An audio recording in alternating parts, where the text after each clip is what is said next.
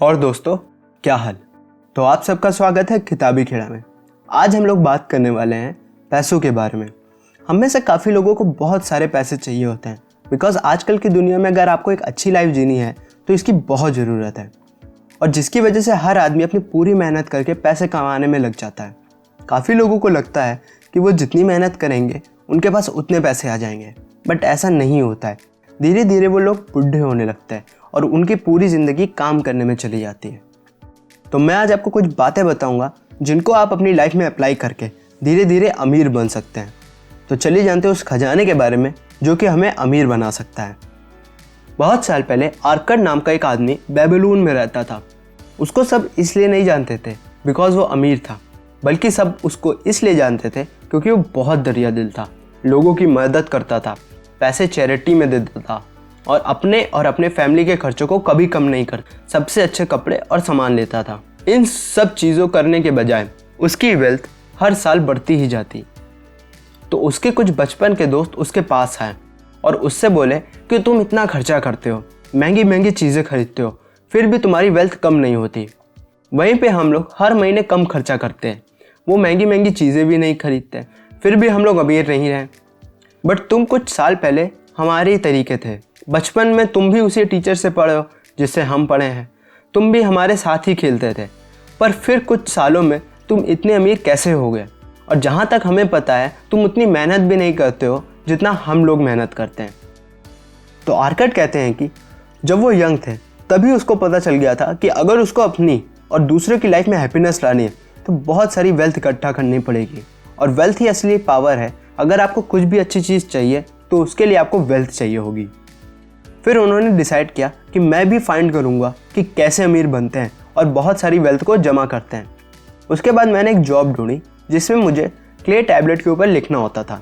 वहाँ पे मैंने दिन भर काम करता था। धीरे धीरे हफ्ते निकल गए, महीने निकल गए, पर मेरे पास वेल्थ नहीं आई। मेरी जितनी भी इनकम होती वो खाने और कपड़े में निकल जाती और बची हुई इनकम इधर उधर निकल जाती।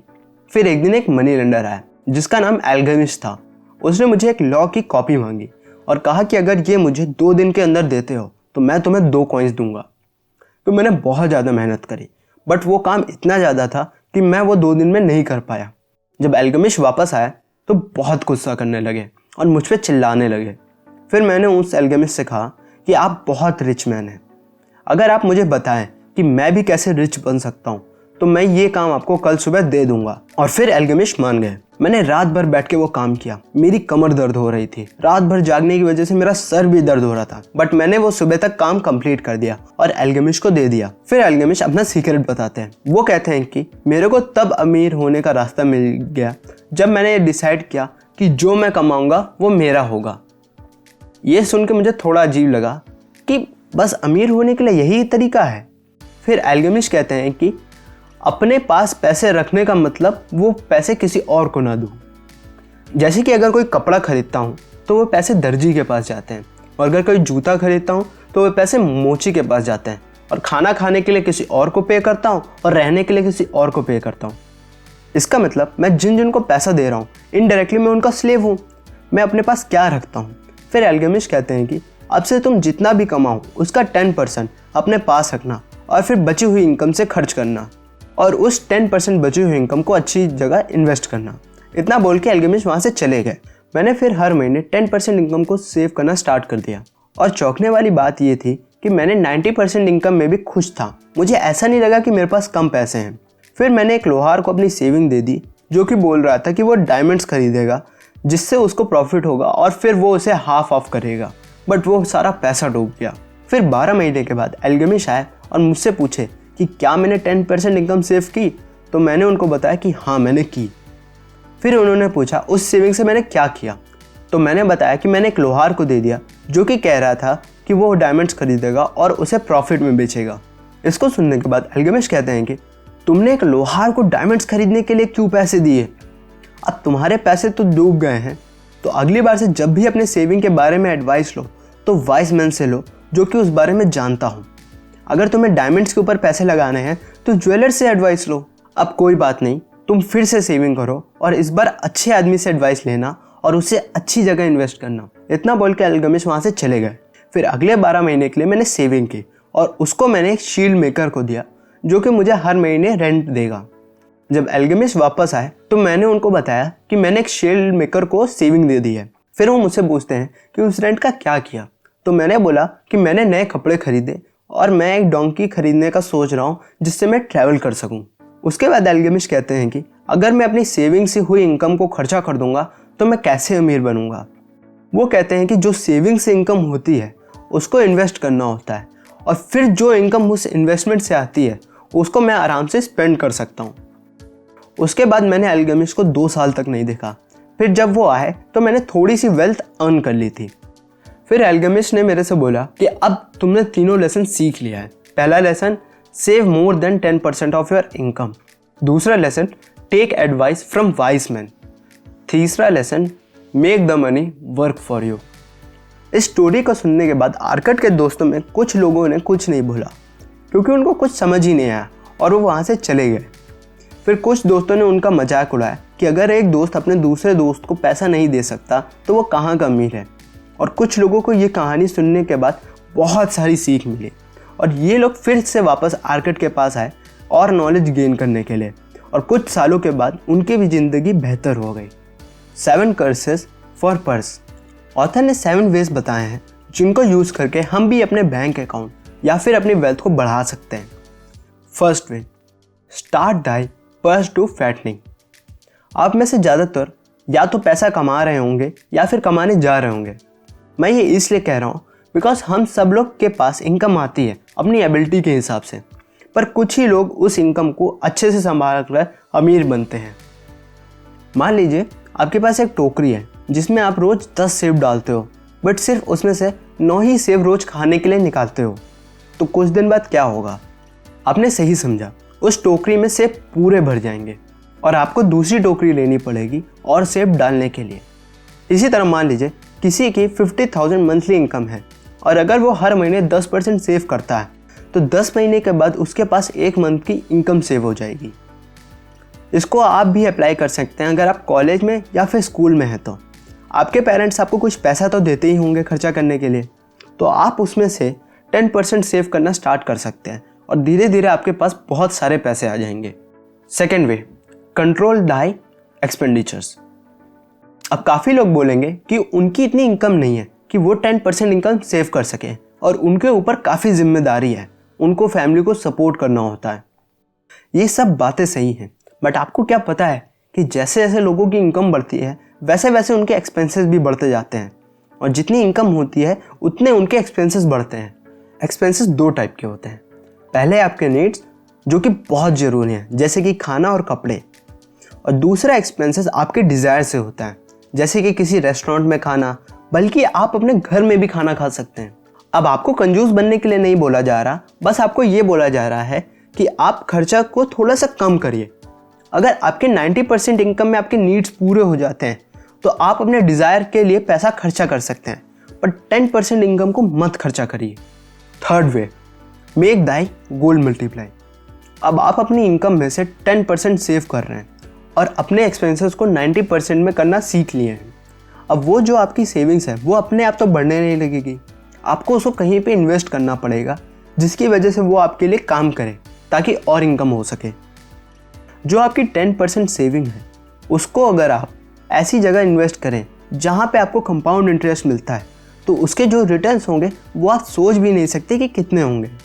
एक बार एक फार्मर ने 10 सिल्वर कॉइन्स मनी लेंडर को दिए जब उसका लड़का पैदा हुआ और उसने कहा कि इस पे उसको इंटरेस्ट देता रहे जब तक उसका लड़का 20 साल का ना हो जाए। तो मनी लेंडर ने कहा ठीक है, और वो हर साल 10% का इंटरेस्ट देगा। और फार्मर ने ये भी कहा कि जो इंटरेस्ट होगा उसको 10 सिल्वर कॉइन्स में जोड़ता जाए। जब फार्मर का लड़का 20 साल का हो गया तो फार्मर वापस गया मनी लेंडर के पास और पूछने कि कितने पैसे हो गए। तो मनी लेंडर ने बताया क्योंकि इंटरेस्ट हर साल 10 कॉइन्स में जुड़ता रहा जिसकी वजह से वो 10 कॉइन अब 31.5 कॉइन्स हो गए हैं। इसको सुनने के बाद फार्मर बहुत खुश हुआ और क्योंकि उसके बेटे को पैसे की ज़रूरत नहीं थी तो उसने वो पैसे मनी लेंडर के पास ही रहने दिए। और जब फार्मर का लड़का 50 साल का हो गया और जब वो मनी लेंडर के पास गया पैसे लेने के लिए तो उसको पता चला कि उसके पास अब टोटल 167 कॉइन आ गए हैं। 50 साल में उसके पास 10 कॉइन से सीधे 167 कॉइन्स आ गए। और ये सिर्फ कंपाउंड इंटरेस्ट की वजह से हो पाया। Fourth way, guard Dai treasure from loss. अब आपको ऐसी जगह इन्वेस्ट करना चाहिए जहाँ पे आपका प्रिंसिपल अमाउंट बचा रहे और उस पर आपको लॉस ना हो, और जब भी आप चाहें उतना प्रिंसिपल अमाउंट आपके पास आ जाए। इसके दो फायदे हैं, पहले आपकी सेविंग वेस्ट नहीं होगी और दूसरा आपको लॉस होने का डर नहीं रहेगा, जिसका मतलब अगर आपको प्रॉफिट नहीं हुआ तो आपको लॉस भी नहीं होगा। काफ़ी लोग ऐसी स्कीम में फंस जाते हैं जहाँ पे तुरंत आपको रिटर्न देने की कोशिश होती है, बट वहाँ पे बहुत ज़्यादा रिस्क भी होता है कि आपका प्रिंसिपल अमाउंट का लॉस हो जाए। तो आपको ऐसे लोगों से बात करनी चाहिए जो कि अच्छी जगह इन्वेस्टमेंट किए हों और उनसे रिटर्न आ रहे हों, और उन लोगों से एडवाइस लेके आपको इन्वेस्टमेंट करना चाहिए। फिफ्थ वे, ओन दाई ओन हाउस।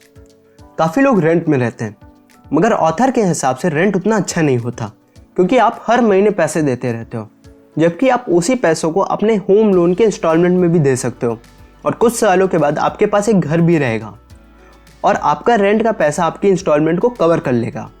और आजकल काफ़ी बैंकों ने होम लोन्स के ऑप्शन भी दिए हैं ताकि लोग अपने घर को बनवा सकें और अपने घर में रह सकें।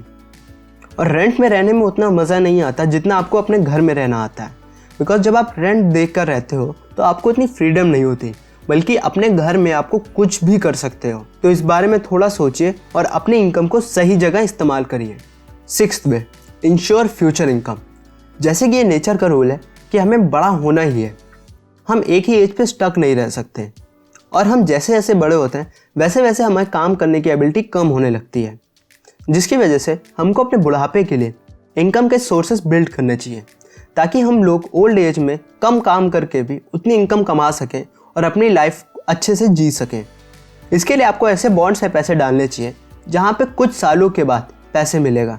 जैसे कि मार्केट में काफ़ी ऐसी कंपनीज है जो कि आपको 30 से 40 साल आपसे मंथली पैसे लेंगी और फिर 30 से 40 साल के एंड में आपको अच्छे रिटर्न के साथ पैसे वापस कर देगी। आप स्टॉक मार्केट में भी इन्वेस्ट कर सकते हैं या फिर रियल स्टेट में भी पैसे लगा सकते हैं, ताकि जब आप बूढ़े हों तो उसको प्रॉफिट में बेच सकें। Seventh way, increase the ability to earn. आखिरी बट सबसे सिंपल वे, अगर आप जो भी काम कर रहे हैं अगर उसमें बेस्ट होते हैं तो धीरे धीरे आपकी इनकम बढ़ने लगेगी। अगर आप किसी के अंडर जॉब कर रहे हैं तो आपको नई नई स्किल्स को सीखना चाहिए और बहुत ज़्यादा फोकस के साथ काम करना चाहिए, ताकि आप सबसे इफेक्टिव बंदे हो काम करने में।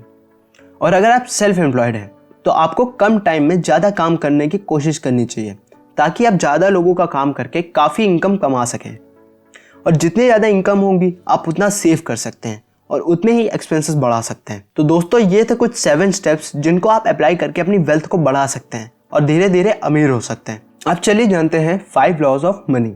अगर किसी भी आदमी को 1 लाख और नॉलेज में चूज करने के लिए बोला जाए तो काफ़ी लोग होंगे जो कि 1 लाख को चूज करेंगे, ना कि नॉलेज को। कॉन्ग्रेचुलेशंस, आप उनमें से हैं जिन्होंने नॉलेज को चूज किया है, ना कि पैसों को, क्योंकि आप इस वीडियो से नॉलेज गेन कर रहे हैं। जितने भी समझदार लोग होते हैं वो नॉलेज चूज करते हैं क्योंकि उनको पता होता है कि नॉलेज उनके लिए कितने फायदेमंद होती है, जबकि जो बेवकूफ़ होते हैं वो पैसों को चूज करके उसको उल्टी सीधी जगह यूज करके वेस्ट कर देते हैं और फिर उनके पास कुछ भी नहीं बचता। जैसे कि आपने काफ़ी लोगों के बारे में सुना होगा कि वो लोग लॉटरी जीतने के बाद कुछ दिन के बाद सारा पैसा खर्च कर देते हैं और फिर से गरीब हो जाते हैं। तो मैं आज आपको 5 लॉज बताऊंगा जो आपको आपकी लाइफ में बहुत ज़्यादा मदद करेगी। First law of money, you will have surplus amount of money if you save more than 10% of your income. जैसे कि आपको अभी मैंने बताया कि कैसे हम 10% इनकम को सेव करके अपनी वेल्थ को बढ़ा सकते हैं, उसी तरह अगर हम इस हैबिट को अप्लाई करेंगे तो हमारे पास पैसों की कमी नहीं रहेगी और हम ईजिली सारे खर्चे कर सकेंगे। Second law of money, person who invest his money in profitable places, his money will work for him and will multiply on its own. आपको हेडिंग से पता चल गया होगा कि प्रॉफिटेबल प्लेसेस में पैसों को इन्वेस्ट करना चाहिए ताकि हमारी सेविंग पे कंपाउंड इंटरेस्ट लग के काफ़ी ज़्यादा इनकम हो और वो धीरे धीरे मल्टीप्लाई होते जाए। Third law of money, money will stay with them who are cautious about money. उन्हीं के पास पैसे ज़्यादा समय तक रहता है जो कि समझदार लोगों से एडवाइस लेके पैसों को संभालते हैं और गलत जगह पे जाने से रोकते हैं। Fourth law of money, money will slip away from the man who invest in the business which he didn't know about or which are not approved by skilled people. उस आदमी के पास से सारा पैसा चला जाएगा जो कि उस बिजनेस में इन्वेस्ट करता है जिसके बारे में उसको पता ही नहीं होता और वो किसी स्किल्ड आदमी से उसके बारे में सजेशन भी नहीं लेता। Fifth law of money, money will flee away from the man who uses advice और trickster to make money fast. उस आदमी के पास से पैसा बहुत जल्दी जाएगा जो कि जुआ या बेट में पैसे लगा के पैसे कमाने का सोचता है, और उस आदमी के पास से भी पैसा जाएगा जो कि गलत आदतों में अपने पैसों को खर्च करता है। तो दोस्तों, ये थे कुछ लेसन्स पैसों और वेल्थ के बारे में। लाइक करें अगर आपको वीडियो अच्छी लगी, और कमेंट करके बताइए कि आपको कैसी वीडियोस चाहिए, और सब्सक्राइब बटन और बेल आइकन को भी दबा दें ताकि मैं आपके पास ऐसी वीडियोस हर सैटरडे लाता रहूं। तब तक के लिए मैं आपसे विदा लेता हूं and have a good day.